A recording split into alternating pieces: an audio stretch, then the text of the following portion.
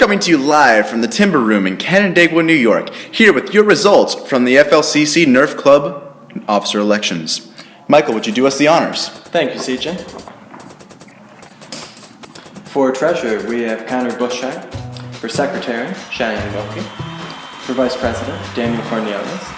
And for president, Zachary Jacobizzo. Now remember, all officers are appointed at the start of next semester, at which point the nuclear launch codes will be transmitted to you by CP.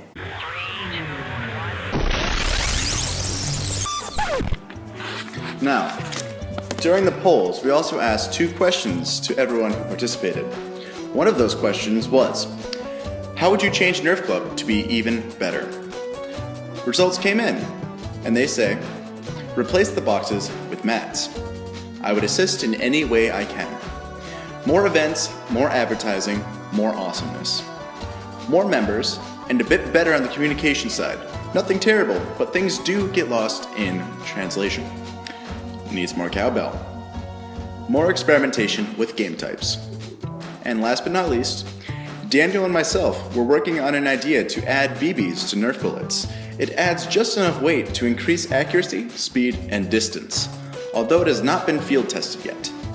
Now in fact, we have tested this before, and we have brought our old engineer, one of the founding Nerf Club members, to talk about it.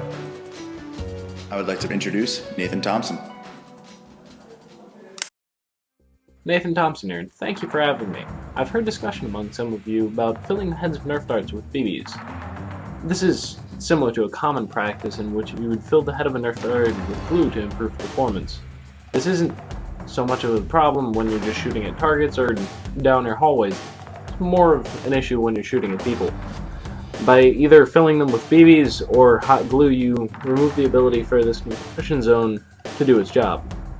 That being to substantially reduce the force of impact in contact with the skin.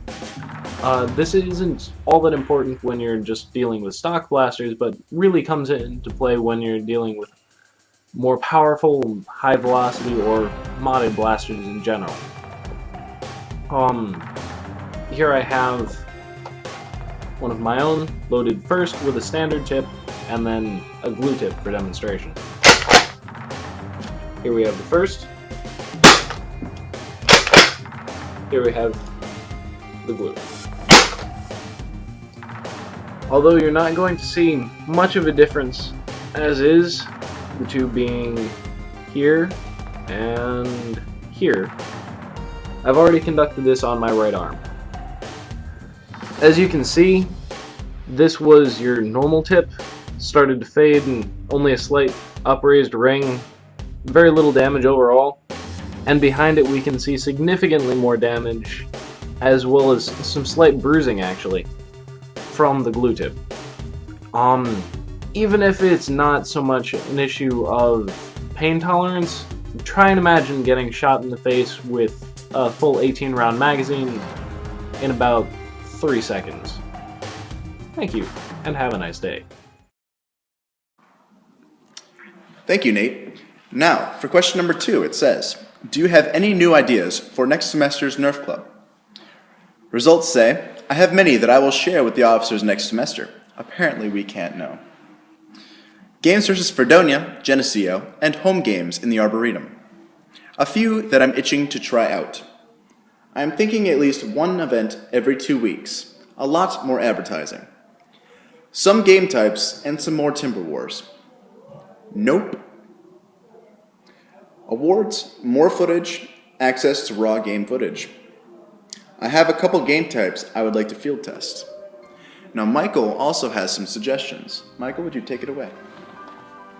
I certainly can. Oh, it doesn't work that way. Alright. The tour guides have been laying the groundwork. Next semester is perfect time for a massive advertising campaign, which we somewhat neglected this semester, at least in public spaces. Given our newfound prestige, I believe we should make another attempt at convincing campus safety to allow more conventional humans versus zombie games on campus. Another attempt at getting permission to use the hallways during home wars should also be in order. The various safe zones of the gym just cause one headache after another. Timber Room wars should become a regular feature, even on weekdays when possible. They're great publicity in and of themselves. Ties should be maintained with Houghton and RIT and sought with other nearby clubs. I hear Nate's planning on starting one at MCC. Someone should be appointed to maintain the compendium. CJ and I should transfer our various archives, papers, photos, videos, to the new officers by semester's end. As for expenditures, well, we'll need a new GoPro, maybe even that upcoming blaster with a built-in camera. Also, a robot. Back to you, CJ. Now, I'm not too sure about the robot, but it looks like we don't need that hamster with the bow tie after all. We have survived the whole semester. Anyway, thanks for tuning in, and see you guys at the next war. And remember, it's Nerf or something else entirely.